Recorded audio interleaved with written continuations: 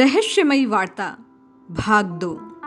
साधकों की जिज्ञासाएं और परम पूज्य श्रद्धेय स्वामी रामसुखदास जी महाराज द्वारा उन जिज्ञासाओं का समाधान। आचार व्यवहार कैसा हो, साधक को क्या करना चाहिए, किस प्रकार जीवन को व्यतीत करना चाहिए, इन सभी प्रश्नों का हल स्वामी जी की वाणी से।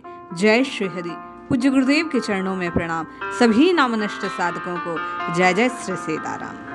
साधक मन की जिज्ञासा, अमुक तिथि वार को अमुक कार्य करना चाहिए, अमुक कार्य नहीं करना चाहिए, ऐसा विधि निषेध विदेशी लोग तो नहीं मानते, फिर भी उनका काम चलता है।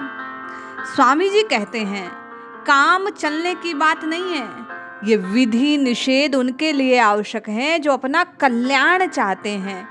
विदेशी लोग अपने कल्याण के लिए थोड़े ही कार्य करते हैं, इन बातों को नहीं मानते ये बात नहीं है, वे तो इन बातों को जानते भी नहीं। ये बातें ऋषि मुनियों की खोज है जिनका प्रभाव अवश्य होता है। इन बातों को मानने वाले में विलक्षणता आती है। साधक ने प्रश्न किया, महाराज पुराणों में कई जगह ऐसा आया कि अपने सैया स्त्री कमंडलू आदि को शुद्ध कर दूसरों से अशुद्ध हैं, परंतु आपसे सुना कि अपना मानन से वस्तु अशुद्ध हो जाती है। स्वामी जी समझाते हुए कहते हैं तात्पर्य यह है कि अपने लिए शुद्ध है, दूसरों के लिए अशुद्ध। जैसे हम भोजन करते हैं तो वह थाली हमारे लिए शुद्ध है, पर दूसरों के लिए वह जूठन है। यदि वह हमारे लिए उच्छिष्ट होती तो फिर एक ग्रास लेने के बाद कैसे खाते, क्योंकि ग्रास लेने से सब जूठा हो गया। साधक ने जिज्ञासा रखी, चरण धोने का तात्पर्य क्या है। स्वामी जी समझाते हैं बड़े बूढ़ों के विशेष रूप से ब्राह्मण के चरण धोए जाते हैं।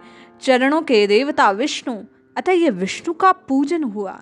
जब चरणों पर पुष्प गंध आदि से पूजन किया जाता है तब दाहिने चरण के अंगूठे का पूजन करते हैं। उस जल को घर में छिड़क देते हैं, चरणामृत भी ले सकते हैं।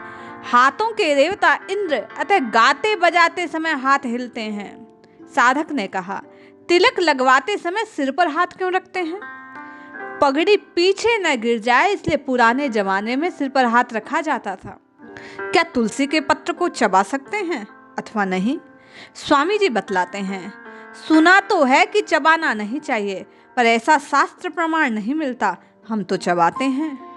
एक वृद्ध सज्जन ने प्रश्न किया, क्या लांग के बिना भी धोती पहन सकते हैं? स्वामी जी कहते हैं भीतर लंगोटी हो तो पहन सकते हैं, लंगोटी न हो तो लांग लगानी चाहिए। सूर्यास्त के समय को लेकर साधक ने जिज्ञासा रखी। कोई सूर्यास्त के पहले साय काल मानता है, कोई सूर्यास्त के बाद, ठीक क्या है? स्वामी जी कहते हैं वास्तव में सूर्यास्त के पहले और बाद का जो आस पास का समय साय काल है, अर्थात सूर्यास्त के पहले भी और बाद भी। इसी तरह सूर्योदय से पहले और बाद प्रातः काल माना जाता है।